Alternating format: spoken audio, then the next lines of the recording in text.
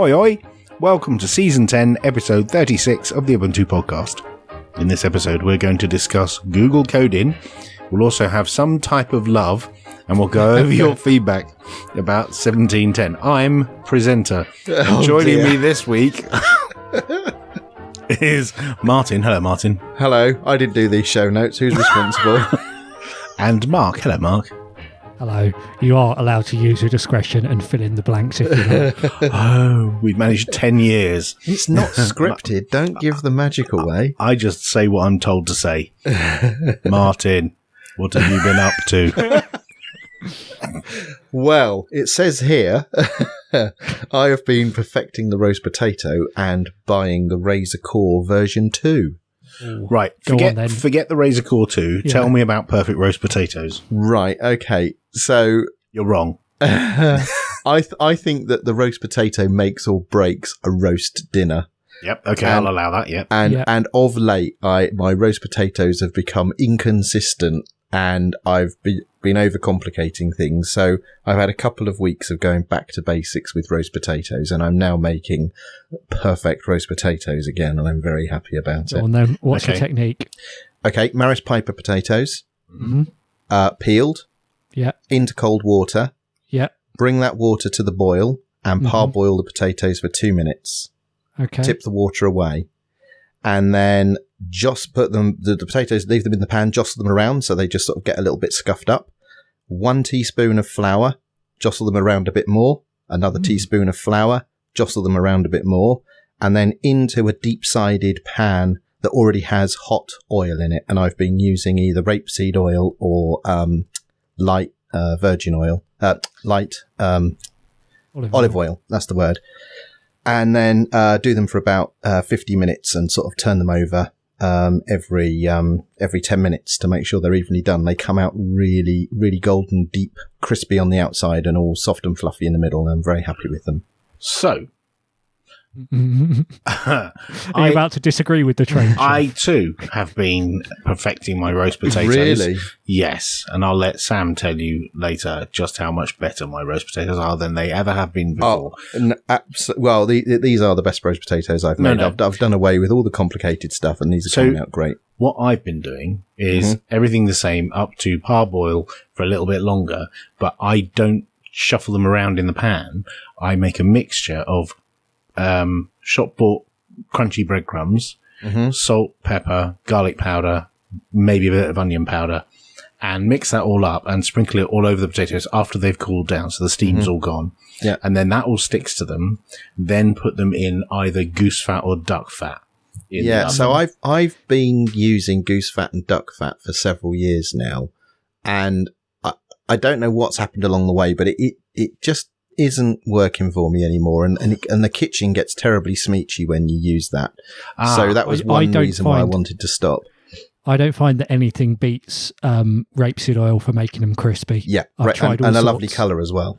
Yeah. So this is why I chuck in like the tablespoon of breadcrumbs, because that makes them insanely crispy around the edges. So I think you're using breadcrumbs where I'm using flour to achieve the same end goal. Well, I've done it with corn flour before.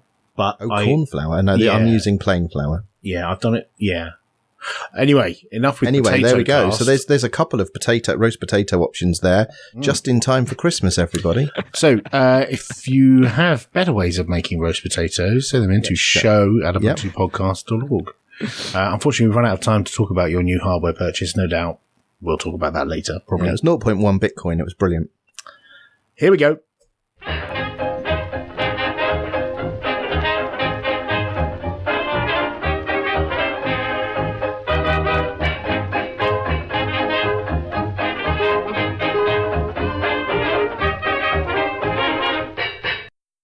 So it's me. Oh, apparently it's me.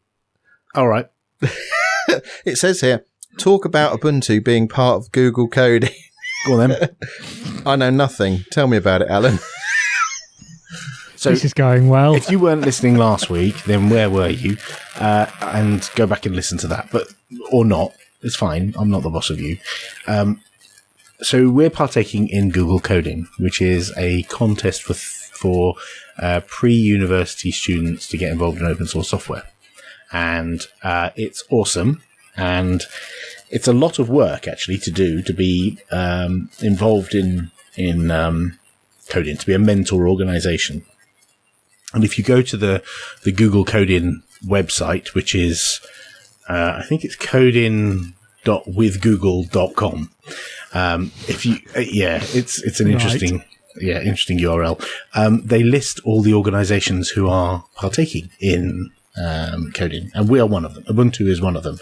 There's a whole bunch of others that names you will recognize, like Drupal. Yes, I've heard of Drupal. Haiku.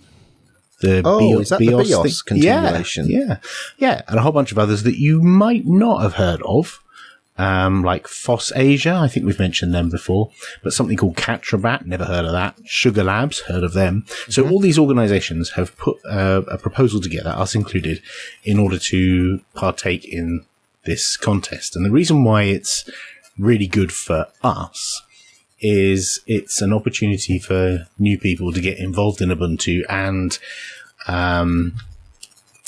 get bugs fixed, get documentation written. And it's a great way to get students started in contributing to an open source project. And, we have a ton of stuff that people could do. It's great for us and it's great for them because, they get introduced to open source projects. And there's a diverse set of projects. There's like 20 something of them. 25. So what sort of things in Ubuntu, if someone thinks of something or wants to suggest something for Google Coding, what sort of things in Ubuntu could a Google Coding student do? So there's 5 main categories of things that you could do within Google Coding. So as a student, you arrive and you can look through the list of tasks, and the tasks are provided by the mentor organization. So we have to come up with these tasks, and the 5 categories are coding, documentation and training, outreach and research, quality assurance, and user interface. So they'll be split into those main categories. So for a good example would be if you have some documentation that needs writing. Maybe you've got a list of documents that you've got, maybe a prototype version, or it's unfinished, or it's, a skeleton version of some documentation and it needs updating. Or maybe you've got documentation which is old and needs migrating to a new format or something. It's not like you're asking someone to write a whole application from scratch. It's something that could maybe be done in a couple of hours. Some of the bigger tasks could take anything up to 3 days. So writing a big tutorial could take anything up to 3 days, because you've got to learn how to do the thing and then write the thing and then proofread the thing and check the thing and submit the thing. So it could take a bit of time. So they come in various sizes, these tasks, and various levels of complexity. But yeah, coding, obviously, fixing bugs, adding new features, quality assurance. We could have people testing stuff. So it might be, please download this ISO image, boot it up on a clean machine, or boot it up in a VM and run through these particular set of tests. That kind of stuff. So it's really diverse, and it depends on the project, because, every open source project is different and they need focus in a different place. And this is a global initiative, right? So these students are not from one particular region. They're from all over the world. They're from everywhere. So one great example is, translations. All of this software needs to be translated into the different languages. And if you've got students from all over the world, some of whom will have more than one language, having them look at translation tasks to improve the quality of the translations or complete the translations for specific languages is also a great way to contribute to stuff like this. But you've got to bear in mind that the ages of the people participating is between 13 and 17. So it's got to be age appropriate stuff. It's got to be stuff that, they will be able to pick up, Yeah. And but when you translate things, you don't have to translate every string. If you're not sure about something, you don't have to do it. And most of the translation services have a review mechanism. So, you can have people do the initial translation and then they could be reviewed by, another translator to ensure it's accurate. So to give you an idea, last year there were, 2015, there was about 980 participants who took part. And in last year, it was 1,340 participants. And last year, they got through 6,000 tasks. So that's Holy each cow, student that's a lot of on stuff. average 5 tasks each, roughly. Like Okay. 3 to 5 tasks. So one of the things that we have to do is come up with a ton of tasks for people to do. And some of those can be bite-sized bugs. Some of them could be, please create a tutorial for this, or it could be, please package this particular piece of software or review this package of this particular piece of software. So I'm keen to hear from members of the Ubuntu community, not just Ubuntu itself, but from the flavors like Kubuntu and Xubuntu and Lubuntu and hello, Martin, Ubuntu Mate, and so on, to come up with tasks that we can add in that people can do, because we need to be able to cover all those categories, those 5 categories, and all the different skill levels, because we can't just throw people in at the top and say, hey, please package this super complicated application. We need to be able to give them, like bite-sized tasks to start with to get them introduced to the platform, because they'll need a bit of time to get set up.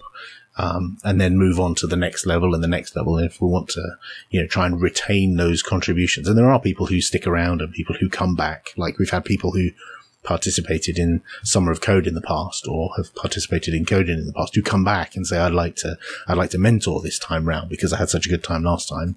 I want to mentor new students this time. Yeah, it's it's really difficult to sort of get sticky contributions. You have these people join through these initiatives like GSOC and Google Coding, and everything that happens during those initiatives is fantastic. And it's often really difficult to keep those people continuing to contribute to the projects after the duration of that, effort. Yeah.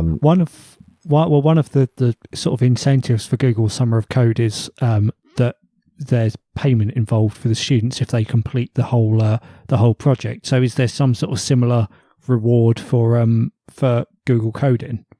I think there is, actually. That's a good question. I should check that. I don't know the exact details of that. But the other thing that they do is at the end, each organization is supposed to review each of the students and put forward the names of the students who were the best contributors. Right. And then Google pick people to go on a trip over to California to their head office and have a tour around the Google offices as a nice treat for those people who won. And you get t-shirts and other bits and bobs as well. But it's it's really nice. The thing about it is it's really intense for a short period of time piece of work, because it runs from we have to do the preparation and get all the tasks ready by the end of November. And it's now the start of November.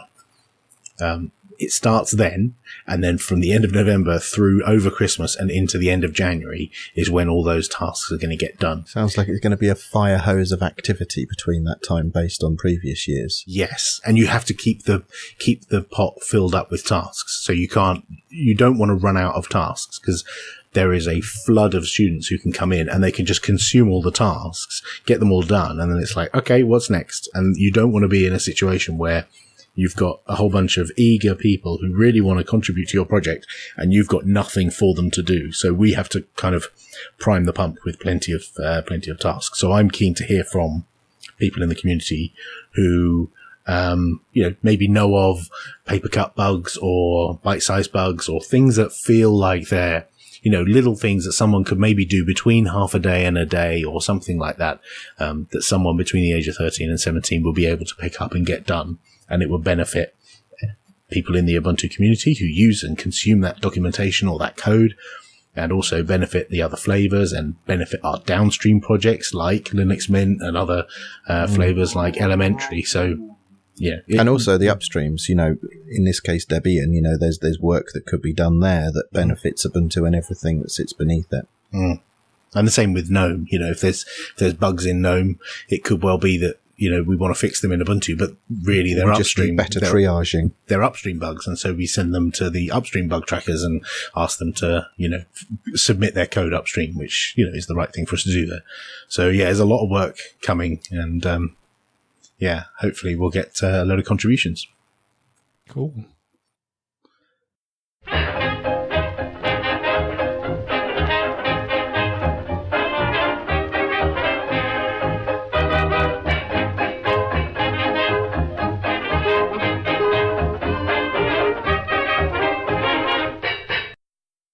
And now it's time for some GUI love. We haven't had a GUI love for ages. No, we haven't. Oh. Well, this is sort of, well, it's not that graphical. Oh, right. Here we go. But it's not on the command line either, so it's part of the graphical interface. This is PastMenu, which I've spoken in the past about the password manager that I use, which is just called Pass, which is mainly a command line tool. But there's also, I don't know if either of you are familiar with dmenu. I'm very familiar with dmenu and Roffy. I don't know about Roffy, but well, PastMenu you need to learn is about Roffy. Okay. PastMenu is basically a script that uses dmenu to allow you to quickly search your password store from anywhere on your desktop. You just bind it to a shortcut key and it brings up a search box at the top of your screen. And then you type and it searches as you type. And then you press enter and it copies your password to your clipboard so you can paste it wherever you want.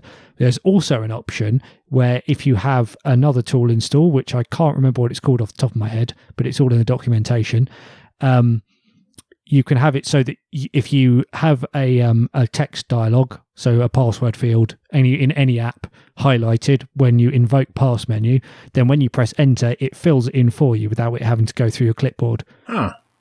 So it means that you don't have to worry about having a browser extension or copying and pasting it around and switching between windows. Just anywhere with a password field for anything, you can just also fill it from your Pass store. Do you use your passwords on mobile devices, or do you exclusively use it on the desktop? I do use them on my mobile devices as well.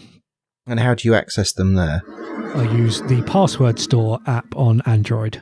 Right, and that talks to a synced copy of your Pass database, for want of a better description. Yeah, so it syncs through Git, which is right. So it's built into Pass to do that. And do you manually do? This is all very interesting. Do you manually do that Git synchronization, or is that built into the way it works? Let me have a think. It automatically, once you've initialized a Git repository, it'll automatically commit changes as you make them. Right. But then you have to invoke the push and pull commands. Right. I don't know. There's probably a way you could probably, there's probably a way that you can automate it, like pushing as you make changes if you want to. And there's a synchronize button in the mobile app, which will automatically work out whether it needs to push or pull. Nifty. Right, that's cool. Very handy. Did you know you can come and chat with us and other listeners in between shows? Come and join us in our Telegram group at ubuntupodcast.org/telegram.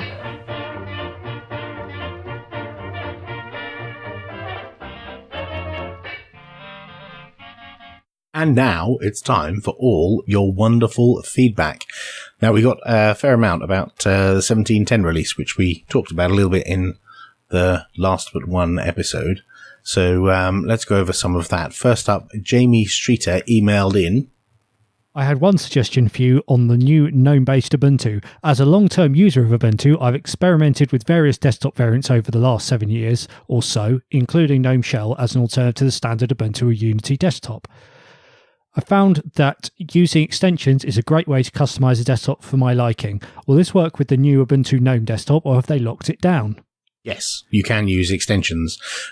We don't ship the Tweak graphical interface by default, and I don't think the browser plugin is there by default, but that doesn't mean it doesn't work. It's just that we don't ship those things by default for the simple reason that it is really easy to screw your desktop up by adding loads of random extensions. Right. So this is akin to why the GNOME config settings manager was never shipped by default with Ubuntu, right, because it's really easy to hose your desktop. Exactly. And when you get to that situation where you can't log in, or you get a black screen, or Unity won't start, or in the case of like GNOME extensions where GNOME won't start, or even get to the state where GDM won't start, then you are somewhat boned. So yeah, we don't ship it by default, but it does work. In fact, I'm a fan of Unity, as you well know, and on my primary laptop I use Unity on 1604, but on my laptop that I carry around my ThinkPad, I run 1710, and I'm using the Ubuntu GNOME session, and actually they've done such a good job of making that GNOME session really work nicely for me. I only actually have one additional extension on top of the two that we ship by default. Which one is that? It's the one that hides the clock. Does it hide it or move it to the right place? It turns the clock off. So when I'm recording screencasts, you don't see the time. Right. So you can actually, it's Stuart Langridge made it for me when I complained, but all it does is just show a little bell or a clock in whatever format you want. But I just do that so I can hide the time when I'm recording videos. Anyway, moving on. Yannick Moray left us a comment. I was never a big fan of Unity, and that's an understatement, so I was not sad to see the dash go away in Ubuntu 17.10. The annoying left-side dock launcher has become less annoying since I moved it to the bottom of the screen. Anyway, everyone will have their own personal opinion about the desktop. I've tried a few things and installed my regular pack of programs for my daily use, and so far I've had no problems with Wayland. I will try to install more exotic software, but I don't expect much problems based on what I've seen so far. My main complaint would be the slow boot, much slower than Ubuntu GNOME or the distro that shall not be named. But that might only be an apparent slowness. I haven't measured boot time with a Swiss-made stopwatch. However, slow boot seems to be a constant on every Ubuntu proper version. So to conclude, I'm pleased with the desktop change, and I'm sure I can find extensions to fit the desktop the way I like it. I did not have any problems so far with the display server, and I can properly use 17.10 as my main machine so far. Nice. That's generally positive feedback. Yes. Better than a Swiss-made stopwatch for measuring your boot time. Yes. You can use, is it... System D analyze space blame. Yeah. There we go. Now, there is a YouTube channel, Ghost67, I think it is. They actually did a video which was side-by-side boot speed and memory usage comparison of Ubuntu 17.10 and the distro that shall not be named 17.10. And yes, surprisingly, the one that shall not be named does boot significantly quicker. However, in Ubuntu's favour, the distro that shall not be named shuts down considerably slower at the moment for reasons I haven't figured out. So it's not all gravy. Oh. Peter Jones tweeted at Ubuntu Podcast. Hi guys, you asked for feedback on Ubuntu 17.10. Well, I was excited to try it, but I can't even get the live image to start up on my new Dell XPS 15. Oh dear. Yes. That's curious, because the Dell XPS 15 does ship with an Ubuntu installation, and I also have 17.10 proper installed on my XPS 15. So I think he'd filed a bug about it. So that's good. That gets resolved. I'll check the email and have a look at that, because I can probably help reproduce that one. In addition, Rob Weaver tweeted, getting used to the new 17.10. Goodbye Unity, but where have my wobbly windows gone? They went back in time to 2008 where they belong. No, they didn't. They moved distro to Ubuntu Mate. Okay then. Will left a comment on ubuntupodcast.org about Gargoyle. Martin happened to mention that some time ago when I was looking to use DDWRT or OpenWRT, and that was enough for me to go with it as its user-friendly version of OpenWRT. I have been using the stable branch because my needs are modest. This crack vulnerability has made me realise, though, that the stable branch might be a little too stable. It hasn't been updated in 2 years. Have there really been no security issues to patch over that time? How do you manage your Gargoyle installation? Do you use the stable branch or the experimental branch? Do you fiddle with it outside the web admin interface? I saw some discussion on the forum that the experimental branch was really as stable as the stable branch. And he also posted a follow-up to say that Gargoyle had just released a new stable version. This was, in fact, in direct response to the crack vulnerability. And I think it's basically, I mentioned in the last show that there'd been an update to merge with the newer version of OpenWRT, and that's what this new stable release is based on. Yeah. So I am no longer a Gargoyle user. I used it for many, many years and was always very happy with it. And I used to run the experimental branch because there's nothing I like more than Netflix breaking at 9 p.m. and my wife shouting at me about it. That's mainly the reason why. But I now have a set of routers where the the firmware is apparently security guaranteed for 3 years, although I'm still waiting for a firmware update for this particular vulnerability. But Gargoyle's pretty great. In addition to that, Matt's also got in touch about Gargoyle. And he said, take a look at the Leedy project. Most OpenWRT developers have forked off to that project. So this is LEDE-project.org. And I hadn't heard about this. And I went and took a look. And yes, there is a lot of activity there. And it does seem to be, I don't know when this, fork or, change of direction happened, but they do seem to have attracted everybody over there. So if you're using one of the WRT projects, you may want to have a look over there and see if your router is supported. They're certainly on top of the crack attack vulnerability. Yep. And Gargoyle is actually migrating to Lead from OpenWRT. Right. Oh, Lead, is it? In okay. a future release. Well, that's how I've been saying it. Okay. I don't know. That's how you pronounce lead in newspaper print terms, so I guess. Urko Massey posted a comment about FOSS in education. Somewhat connected to the comment in Season 10, Episode 32 about schools promoting teaching floss, I've done a presentation already a couple of times about this very same topic. I'm trying to communicate to teachers and school admins the practical advantages of using floss versus commercial software. And he goes on to say, I'm really curious about what other people may think. Do you have any tips or comments on my arguments? Do you have any suggestions for advantages of floss in the classroom and school setting? And he's requesting comments from a link to a website that we'll include in the show notes. Ahmed Lemine left us a comment. I'd like to comment on the spike in Linux user base that everybody has been talking about recently. See that spike? That was me installing Ubuntu on every machine I can put my hands on. Good work, Well Ahmed. done. Nick Morat tweeted, Any chance of the show to shout out to see if any of your listeners using Shutter could help with its transition to GTK3? oh yeah, I love Shutter. Now, I took a look at this when it came past Twitter, because I think it actually said they need help porting from GTK2 to GTK3 because Debian are going to ditch GTK2 from the archive, and I thought that can't be right. Anyway, I looked into it. The issue here is actually that Shutter is written in Perl, and it uses a number of Perl modules that bind to the old GNOME 2 libraries. So the old Canvas libraries and UI libraries from like the early 2000s. And it's actually those old libraries that are going to be jettisoned from Debian.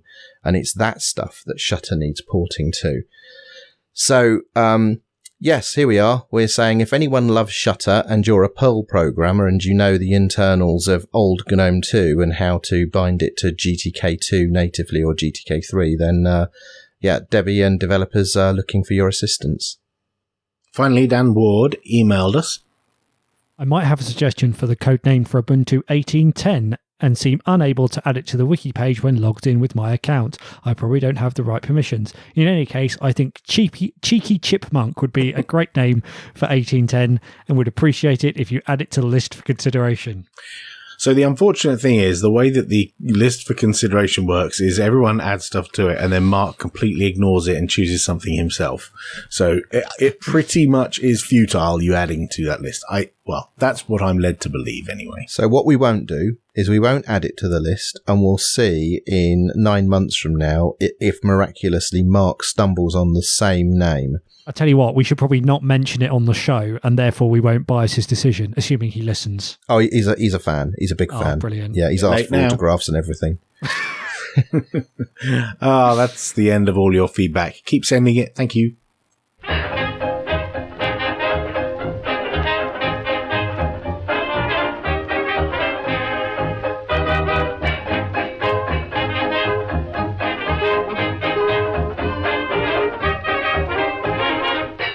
And that's all for episode 36. We'll be back next week when we'll have more news, comment, discussion. Who knows what we'll have? Yeah, not long till Christmas. Oh, golly, really? Goodness. Oh, God. Not many more episodes to go. Oh, see now, Mark, that's a new house thing you're going to have to do. You're going to have to decorate your house with Christmas decorations for the first time. Also, mince pies. I need to get some mince pies. Yeah. All right. You'll log for me. Thanks. See you next time. Bye. Bye.